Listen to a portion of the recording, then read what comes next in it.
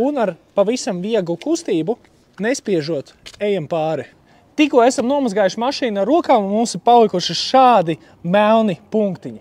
Tas ir mūsu Latvijas ceļu nopelns. Tas ir bitums, kas ir gan asfaltā, gan strādnieki to izmanto, lai aizvāpītu ceļus. Tad to ar savu mašīnu izbrauc cauri, domā, forši bedres aizvāpītas, bet bitums pieķers pie tavas virsbūves, un to nevar notīrīt ne ar priekšmazgātāju, ne ar šampūnu, ne pašapkalpošanās mazgātuvē, ne arī ar birstēm. Tā noņemšanai ir jāizmanto speciāls līdzeklis, kas šīs asfaltētās paliekas šķaida, un tajā pašā laikā nesabojās tavu auto virsbūvi, kā benzīns, acetons vai citas tautas metodas. Obligāti uzklāj to uz atdzesētas virsbūves, dari to ēnainā vietā, lai līdzeklis neizžūtu uz mašīnas. Tāpēc pārvietojamies ēnā. Plašs bitums, bitumena noņēmējs mūsu jaunais produkts. Perfekts pēdējais solis auto kopšanā reiz pāris mēnešos. Atjauno virsmas spīdumu un noņem lipīgos slāņus, kas traucē hidrofobajam efektam. Starp citu, ļoti labi iet kopā ar plašu spīdumu. Komplektā esam pievienojuši smidzinātāju ērtākai izmantošanai, bet pēc izmantošanas turi to noslēgtu ar savu oriģinālo korķi. Nogaidi 1 līdz 5 minūtēm un jau redzēs, kā viss bitums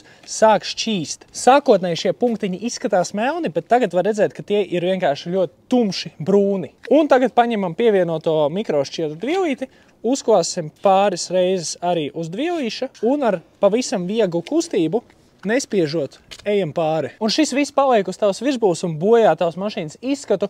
Ja tev ir gaiša mašīna, tad viss ir tādos punktos. Ja tev ir tumša mašīna, tad sānu apakšā laka ir tāda duļķaina un eļļaina, kas nenāk nost. Un ja bitumu ilgi atstāt uz virsbūves, tas ilgtermiņā bojās lakas pārklājumu. Un tagad ļoti svarīgs solis, tad, kad bitums ir noņemts, obligāti noskalo virsbūvi ar ūdeni. Uz tausti viss ir gults, bituma pārpalikumi noņemti, un rezultāti tā kā diena pret nakti.